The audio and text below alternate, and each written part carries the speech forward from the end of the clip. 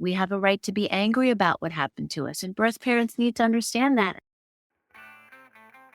Hello, and a heartfelt welcome to all our listeners as we embark on Season 4 of the Family Twist podcast. I'm Kendall Austin Stulse, and my life story is a tapestry of unexpected turns from being adopted as an infant to losing my adoptive parents by the time I was 17, and then in a twist of fate, finding my birth family through the magic of DNA testing in 2017. And I'm Corey Stolz, Kendall's partner on this life adventure. When we uncovered his paternal birth family's roots on the East Coast, I knew our next chapter was calling us there to mend the missing pieces of Kendall's heart with the love of newfound relatives. Our podcast began as a single thread, a narrative of my own, but it is woven into a vibrant quilt of stories celebrating the complexities of DNA surprises, adoption, donor conception, NPEs, surrogacy, and the myriad ways families come together. Together, we've been welcomed into an incredible community with each guest sharing their own family twist. And through it all, we found strength in each other. Thank you for letting us share our passion and these remarkable stories with you. The bonds we formed with you, our listeners, and the stories you've shared have only deepened our commitment to this journey. Family Twist isn't just a podcast, it's a celebration of the unexpected ties that bind us all. Thank you for joining us on this fantastic ride. We're so excited that you're back with us for part 2 of our Season 4 premiere.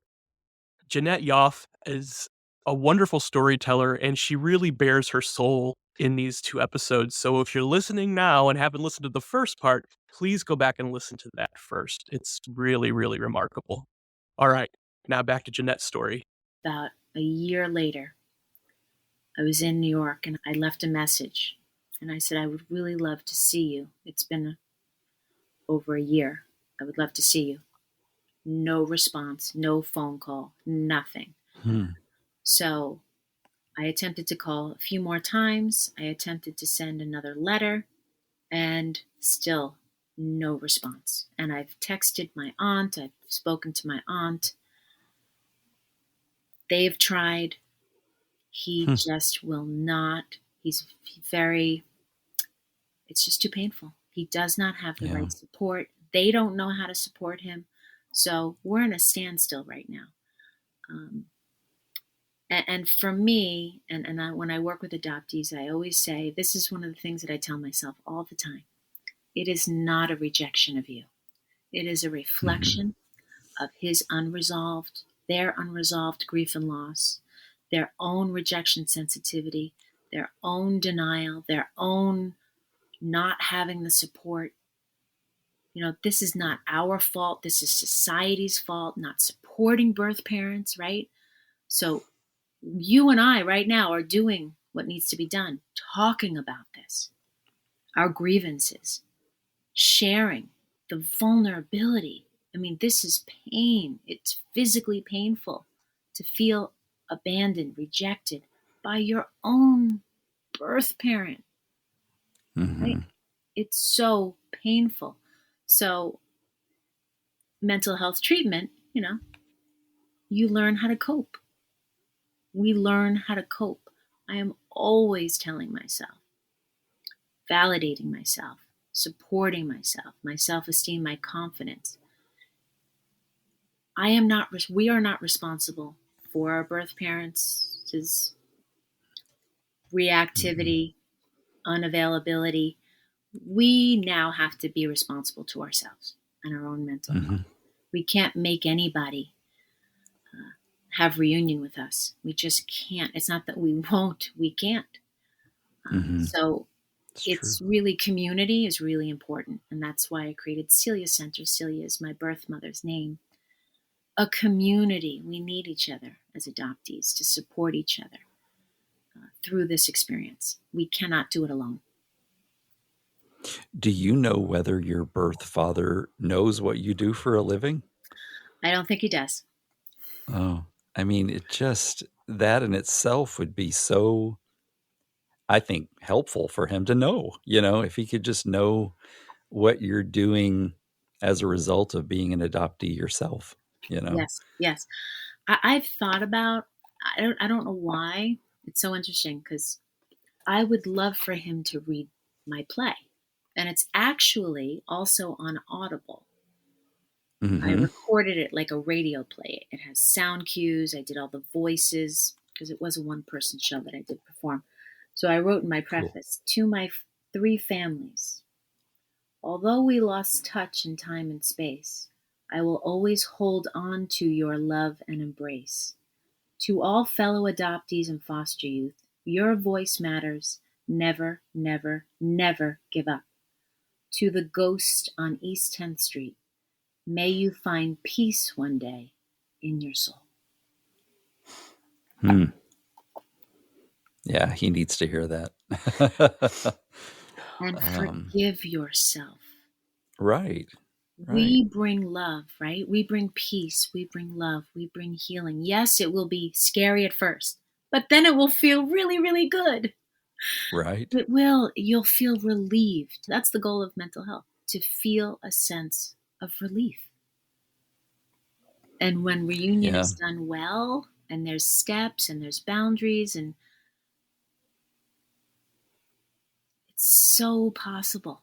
I know so many adoptees and wonderful reunions, open adoptions. I do open adoptions now with kids as young as 3 years old. Mm-hmm. So they don't have to go through what we're going through. Mm-hmm. Open adoption didn't exist for us. Nope. My parents would have been very open. My Yeah. adoptive parents would have been Oh, very open to it. Yeah. exactly. So for me, doing this work heals me also, because I can now give this to the next generation. That lifts me up. And yes, there are days I have my hard days because it reminds me of my loss. We are Mm-hmm. always, it's a lifelong process, but it's not, my pain is not as intense, as frequent, and doesn't last as long because I've done Mm-hmm. the work. It's honoring the grief process, and that's a part of yourself as an adoptee and as a birth parent. We all have parts, the good parts, the bad parts, and there's no bad parts. They're all parts of us that need attention. We have a right to be angry about what happened to us, and birth parents need to understand that. And birth parents have a right to be angry that society does not support mothers keeping their children, right? Mm-hmm. Adoption, right? Push for adoption. Um, so, not that I am not anti adoption, there will always be children, orphan children, who need families. But I do believe, as a society, we need to exhaust searching, due diligence, finding birth family members to take care of that child, exhausting foster care if they can't go back to their birth families. But we need to exhaust these processes before going to adoption, right? Family Mm-hmm. permanency, family reunification, family preservation. And there are programs all across the country. But I think we need to do better supporting birth families. So I'm a journalist, and so questions are popping into my head I'm as you're sure. speaking. So, I'm sure. um, especially related to your birth parents. First one, when you were having conversations with Celia, did you get the sense, or did she say that your parents were in love? Yes. Yes. She loved him. They loved each other. Mm-hmm. What happened was my mother had, I believe, and as a therapist, I've really looked at all the diagnoses, and at the time when I was born, they were in love. I lived with my birth parents for 15 months in New York City at Wow. the same apartment on East 10th Street. Wow. And he Oh, was still living there. Think about that when I found him. oh, And wonderful. so she became pregnant again with my brother. And when she was 7 months pregnant, she learned that her mother in Argentina was dying. Mm-hmm. So she started experiencing, and what we're understanding is she may have done drugs, Mm-hmm. some drugs to cope, right? She was in New York City on a work visa. Um, she wasn't coping well. She wasn't coping well. Mm-hmm. And apparently, she had gone to a doctor and said she was having thoughts about hurting me because she was so overwhelmed. And that's Mm-hmm. when they deemed her unsafe to parent me. And then I was placed in foster care. Now, my brother was then born, and this would, as you know, cause strain on the relationship. She didn't tell my father that she was placing me in foster care. Now, she didn't understand, apparently, what foster care was. And this is the 70s, and adoption was prevalent. Young, healthy babies were commodities, unfortunately, in the 70s. They saw this woman stressed. She thought she was signing, this is what she told me, us. She was signing documents for child care for only a few weeks because she Hmm. needed to go back to Argentina to go visit her mother who was dying. And she had a new baby on the way. She thought it was childcare. You know, you're an immigrant in the United States. You don't know what foster care is, and no one was educating her. So Right.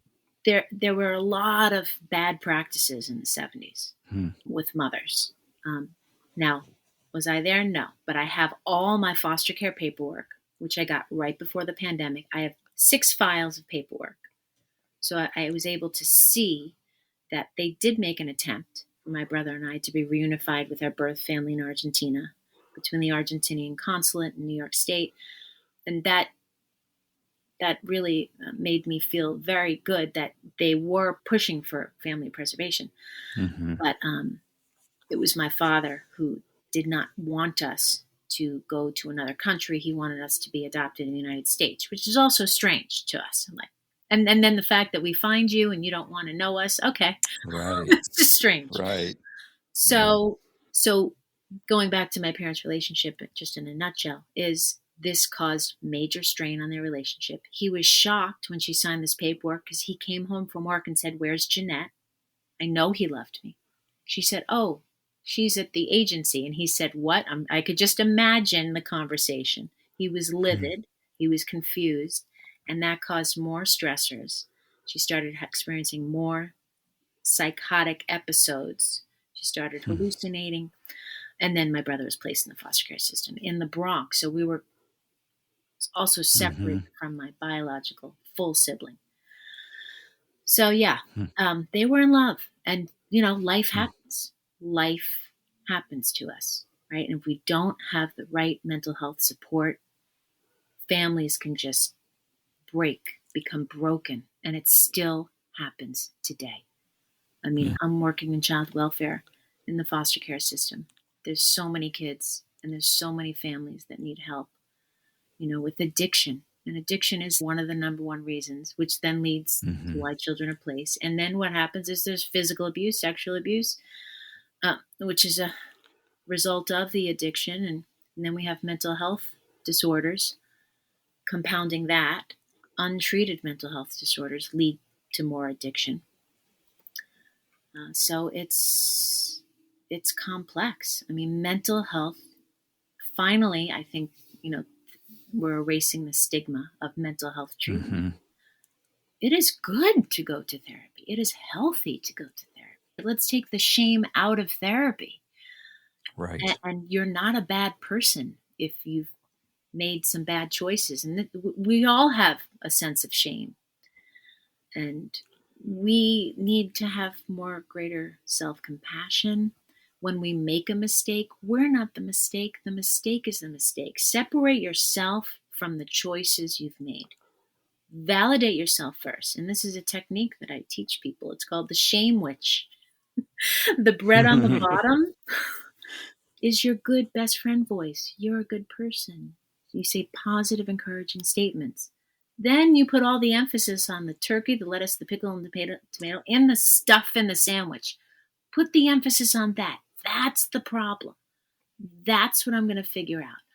That's what I'm aware of. I'm dealing with anxiety, this stressor. I'm angry about this. I'm going to figure that out. And then the bread on top is, again, you're a good person. You're doing the best that you can. You're figuring this out. Learn to love yourself. You can love yourself. You can convince yourself you're valuable by repeating it over and over to reframe how you're talking to yourself. Sometimes we're not even aware of our negative cognitions. And True. awareness is key. It's okay to go, wow, I'm really hard on myself. Let me take a step back from that and be a little softer with myself. Mm-hmm. Life is already hard. I don't need to be hard on myself, right? Reach out. I love Mm-hmm. this quote, fall reaching. Dustin Hoffman, that's Dustin Hoffman. He struggled with addiction, but he learned to reach out for help. Mm-hmm. So we could talk for hours, Kendall and Corey. Good. No, Yes, we could. I know. I want to be mindful of the time you've given us. Sure. There's just so many layers, right? And they're Yep. interconnected and compounded and connected and complicated and not integrated. It's chaotic. It's hard to organize. Actually, I created a course during COVID. It's a self-led mental health course called The Archaeology of You. And it's focusing on processing the grief, your primal wound grief within you. And so I take you on a visualization and you go inside of yourself, in your mind, into your chambers of grief. And we process it together. And you have a workbook. And it's only 1 hour. And you can do it multiple times. You can do it a little bit at a time, right? Because you have to start somewhere, right? If you don't feel comfortable going and seeing a therapist, well, you can read a self-help book, take a self-led mental health course, right? Start dose by dose, a little bit at a time. Well, we're very invested in your story, and I assume the audience is as well. So there's a couple of things hanging out there that we don't know. Mm-hmm. One, how did you reunite with your brother when you were both placed in the foster system? That's a good question, because bringing us together was our father, surprisingly. After I had found him and he rejected me, it was about 6 years later. Yeah, 6 years later, right when I was ready to move to Los Angeles. This was 6 months before I was moving to Los Angeles. I get a message on my voicemail machine that this is the 90s and before cell phones. And it was a woman's voice who said, I have information about your biological family. Please, I will call you back tomorrow at the same time, 9 o'clock. Hopefully you're home and I can tell you more. So, of course, the next day, oh my gosh, who is this? I'm waiting by the phone. The phone rings. I'm expecting her voice. And it's a young man's voice. And he says, hi. And I'm thinking, okay, this is not her. Who is this, right? I said, hi. Like, I'm not expecting this call. Like, can I help you? Right. And he said, it's me. It's Patrick. I'm your brother. And I dropped the phone. I was shocked. Started tearing. And I said, is this the phone call I've been expecting? He said, yes. He goes, that's my girlfriend. I was too scared to leave you a message. He said, our birth father, because you've written him, and I had written him after he rejected me on the phone. I did write him a letter, as you know. He said, I found our birth father also. He wrote me back. I said, he did? And he said, yeah. And then we talked about this. I think it was easier for him to write back my brother because he had a stronger attachment to me, right? I lived with him for months. Yeah. The grief. And so he said, he gave me your address. I called your mother's house, and she then gave me your number because I was living in Brooklyn at the time. And I said, wow. So we then decided, well, let's meet. Like, we have to meet. He was in the Bronx. I was in Brooklyn. So we met on top of the Empire State Building in New York City. Oh, So cool. And wow. and shockingly, one little piece more is he had the letter from our birth father. And the first line read, I have so much guilt, guilt, guilt, guilt, guilt, period. And in the letter, he gave us a picture of our birth mother. And it was the first time I saw her. And I was 25. Wow. And talk about genetic mirroring. She was a direct reflection Wow. of me. So So yeah. So now we're very close. Our families spend time together. And then I also have a half sister who lives in Spain, and we all share the same mother. wow. So our mother also had a child previous to me. So I have a sister, me, and my brother. And my birth father has no more children, and did Oh not boy, that was my next remarry. question. Yep, and did not have any more intimate relationships because he has the 7 core vulnerabilities. Yeah. I mean, just what, and I've get grief from our editor for saying I got chills, but I just did because when you read the line, the first line that he wrote to your brother, I mean, it says so much. Exactly. He wasn't able to say that to you, but this is taken over his life. Exactly.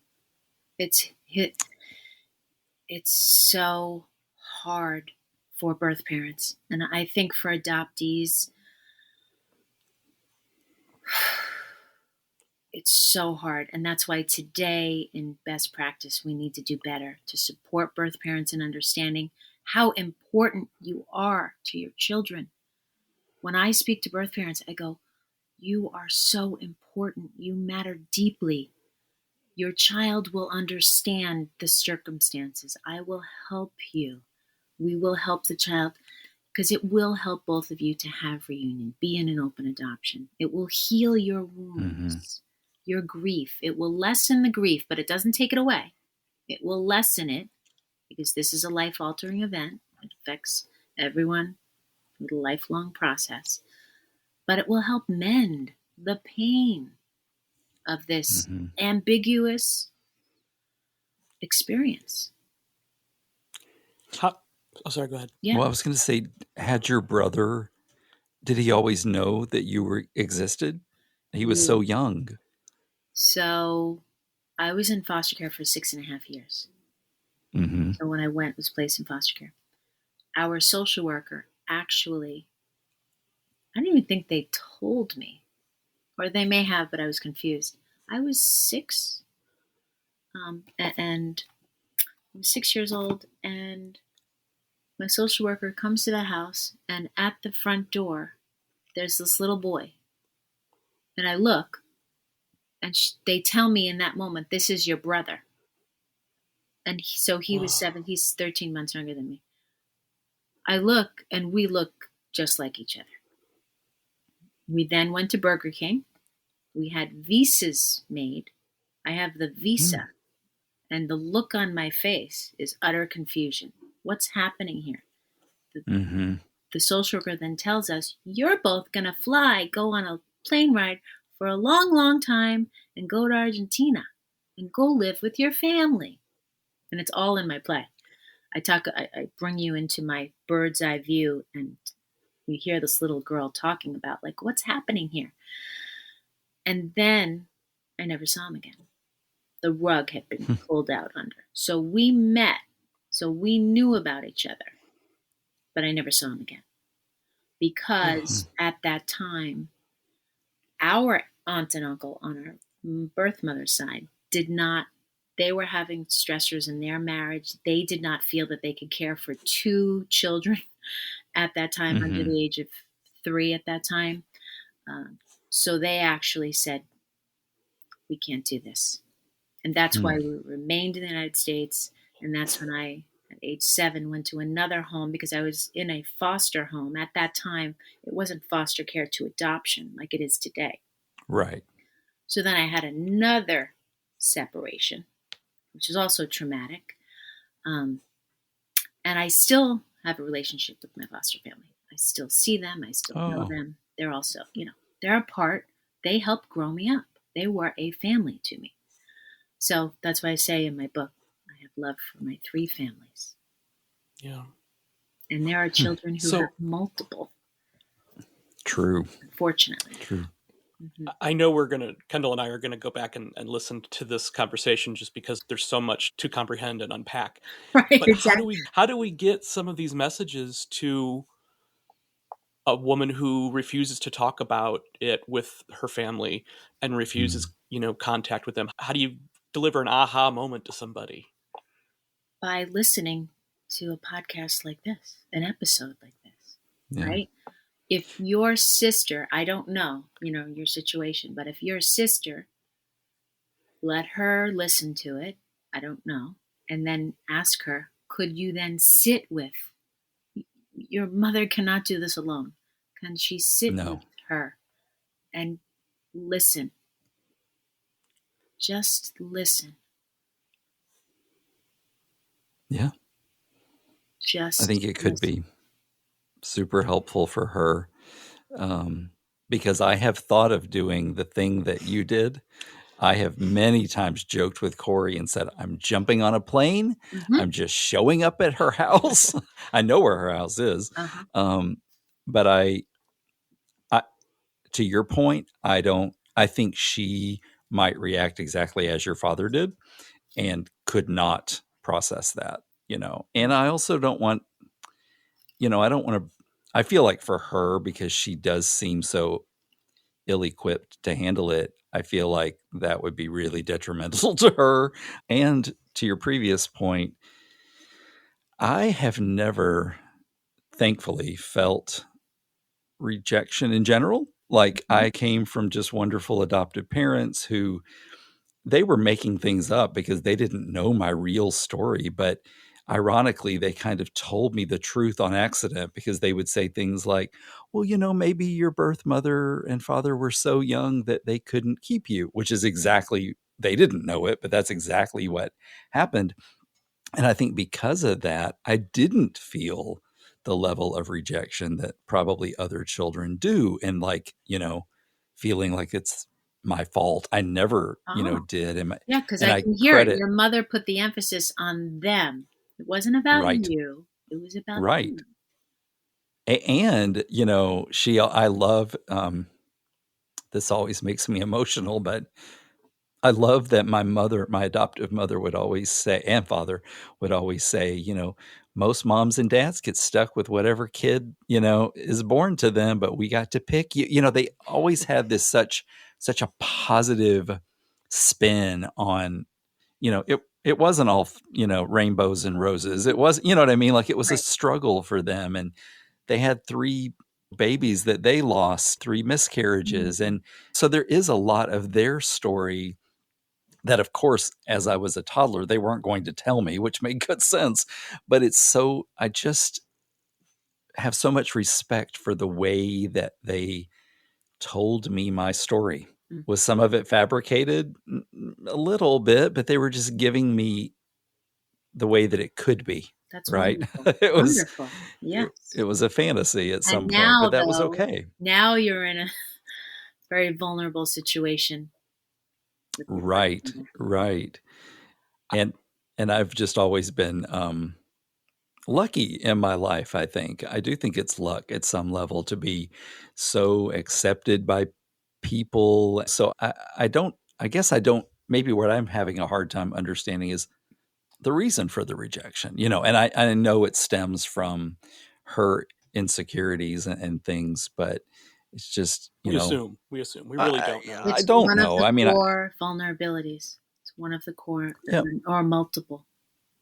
right. Yeah. Her shame, her fear of you rejecting her guilt. How can she forgive herself? Hmm. Um, her pain to see you, because when she sees you, it also reminds her of all the lost time she hasn't been able to be with you. How Hmm. can I possibly make up for that lost time. Right. Right. I would imagine, Jeanette, that just the little bit of experience you had with your birth father had to be healing. Oh, yes. And I'd love your advice about having her listen to this episode, because Kendall doesn't need somebody to make him chocolate chip cookies every other day Exactly. or to bandage his knee. He just needs acknowledgement. Yeah. Exactly. Yeah, and I Yeah. want to read one of the posts that we put. Oh, it's so powerful. What are adoptees seeking in reunion? A friend, a relative, a confidant, an advisor, older counsel. You are the wise one. You matter to us greatly. I love that. Yeah. Well, I am curious. You got us both crying over Yeah, here now, exactly. Which is easy. It's easy to have me cry. Yeah, Kendall. Yeah, I he cry at he the gets drop of a going. hat. Yeah, every other episode. Yeah. It's, I'm a little harder. yeah, I've always had that sort of sentimentality. But it's particularly personal, right? It's everything that guests on this podcast say seems to trigger good things. It's positive for me to talk about, but it triggers emotions for me, and that's good. Yeah. I am curious. You mentioned that you have meetings that are available. They sound like they're potentially in person, which wouldn't work for me. But if you ever have options that are virtual, I'd be interested in diving into that. I am still trying to find my footing with, the community, and I Yes. can definitely find value in the support. Yes, you'll be surprised to know that we actually have an upcoming mental health conference that's virtual. It's 2 days. Oh, It's November yeah, 10th and 11th, and I'll email you the link. And we cool. have an array of sessions, uh, panelists of adult adoptees, foster youth alumni, adoptive parents, birth parents. So again, we include everyone in the constellation, and it's healing. It's about Mhm, healing, understanding, listening, and knowing what's best practice in adoption today. So I'll send you a mhm. link to that. Now, our support groups are virtual. We have an adult adoptee virtual support group. We have a few in person support groups for families connected by adoption. And we have the birth mother support group, and we have an adoptive parent support group. So everyone is Oh, supported. great. And that's another resource for your birth mother if and when she listens to this and she feels, you know what, I do want to talk with other birth mothers and understand how this could work. Let me just little dose at a time. Let me hear other women's Mhm. stories. And that recording, actually, everything will be recorded. We are recording the birth mother panel. I'm also happy, and if you're coming to the conference, to give you a copy of that so she can privately watch that with your sister, because she needs to see other women like her, Right. modeling for her how to do this. And one of Mhm. the birth mothers on the panel, her son just moved in with her. Now that's not going to happen for you. You're an adult. No, no, But no. like, it's okay. You can have a relationship with the child that you relinquished to adoption. You can forgive yourself. Society forgives you. Tees forgive you. And we're sorry that society didn't support you Mhm. in being able to repair, recalibrate, and have a reunion with your child in a healthy way. Yeah. And there are boundaries that need to be put in place. And I'll send you that too. At our last conference, we said, what are the best practices in reunion? Because people often, they get too close too fast, and then they end up rejecting each other, right? Then we have third rejection. So Mhm. we have 8 principles to put into place before having a reunion. So you have a structure, because this is emotional. It's messy. It's complex. Mhm. So you do need structure. And when you see the structure and you put the structure in place, it works. It works. So I'll send you that too, so Wonderful. that she can see you can make choices. There are options. This is manageable.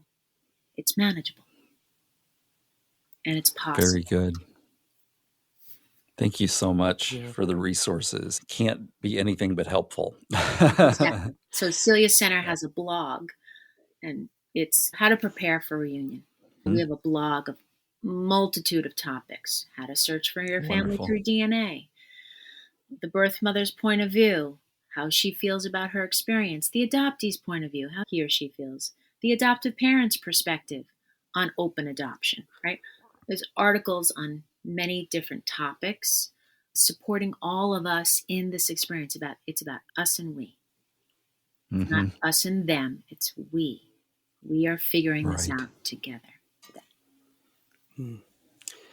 Jeanette, one of my favorite things about being a journalist is researching potential sources and guests for this podcast. And my instinct has only been wrong once, which fortunately, though, led to another really, really good interview. And my gut was right with you. I knew when I read about you immediately that we had to have you on. And this has been really insightful and emotional and helpful. Thank you for providing this space to talk about this. I have compassion for birth parents that struggle with reunion. I do. I have love. I have so much love to give. Us adoptees, we have so much love. And we're just people like everybody else. We just want to be heard, seen, and received by our families of origin. Put yourself in our shoes for 1 minute. To lose all of that, your genetic heritage, and you're placed in a strange situation with people who are unfamiliar, doesn't mean that adoption is not loving and giving. And yes, it provides you an opportunity for, a better life, or to be provided for in a better way. However, you lose everything. True. Yes. Let's be honest. True. And I think acknowledging that is super relieving. I really do think it is, because I don't often think of my situation that way, but you're absolutely right. As good as my adoptive parents were to me, I was still living that, the question. I think we, as children who don't get to stay with our birth parents, we're always questioning, were my mom and dad right? Were my birth parents just super young, or was I just rejected? You always have that in the back of your mind until you really learn your truth. So, of course. And it's your birthright to ask questions. We have a right to know, as you interviewed. Yep. Right to know. We have a right to know. It's our birthright. So you do have a right to see her, and potentially, and I hear you, it's a step-by-step process. I literally draw steps on a piece of paper and go, okay, what's the first step here? We need structure. Let's just start by writing letters to each other, right? Because you have to assess, everybody's situation is different, how to facilitate a healthy reunion. So maybe start here with your birth mother, and see if that can build a bridge brick by brick. Right. Yeah. Right. Yeah. I think where I struggle is that I'm an impatient person to begin with. And as 6 years have passed, I'm getting more and more impatient, like, let's make this happen now, Right. But I have to, Mm-hmm. but to a previous point that you made, you can't force anyone, right? And so I let go of that idea, but now it's just well, you can show up at the bar they frequent, and there you go. There's that, which I would totally do. But yeah, in fact, my mother's not still doing it, but when I first found the birth family, she was working, I think, part-time in a local diner. And I had this recurring dream that I just popped into the diner and sat at the bar and ordered a turkey burger from, you know what I mean? Like, just Yes. it's so funny how the very same actions recurred in my dream over and over again, because at that moment it felt like the only avenue I had. Yeah, she physically lives next door to my baby sister, but I don't want my Right. sister to be put into that Of situation. course. It's Of already course. awkward. Yes. So, Um, yeah, yeah. It but takes a lot of thinking and figuring out, but I think this next step could be a good next step for you. mhm, Education is key. It really is. And I think you've absolutely. inspired me. I am going to mail this to my aunt and have her give it to him. Perfect. He may not read it, Yeah. Yeah. but you know, Hey, if he's right? curious at all, Yeah. how could he not? All we can do is try. And That's Yeah. right. and sometimes we try and it doesn't work in our favor, and then we do need to compartmentalize it, put it on the shelf, and continue with our life. Mhm. And that's the hard part. It can be hard. However, find yourself in a community of other Yep. adoptees. And yes, right? There's time for your life and there's time for the past. And there's only so much we can do because we want to be Mhm. in the present. Right. Right. Right. And it's funny, you're a successful person, and I have always felt successful in my life in general. I'm not talking about wealth. I'm talking about, just success. And so this feels like a weird little part of my life where I haven't been successful. Like, I Right. haven't made this woman understand how wonderful I am. You know what I mean? Like, being a little bit silly, but I mean, it's true. It's like, gosh, just get to know me just 1% of my personality. That's all, just a little bit. Exactly. But we'll see. We'll Exactly. see. Yeah. Exactly.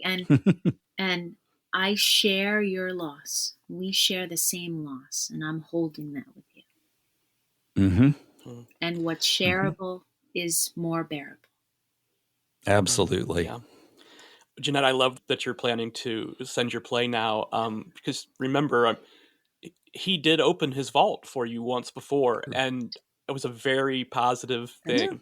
So, he's still got the combination to the vault. It could be reopened.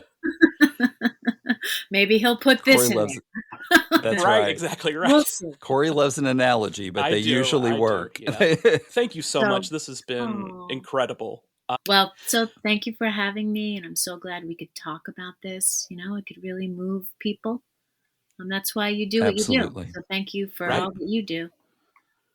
Putting Thank this you. out there and sharing some difficult conversations which need to be had.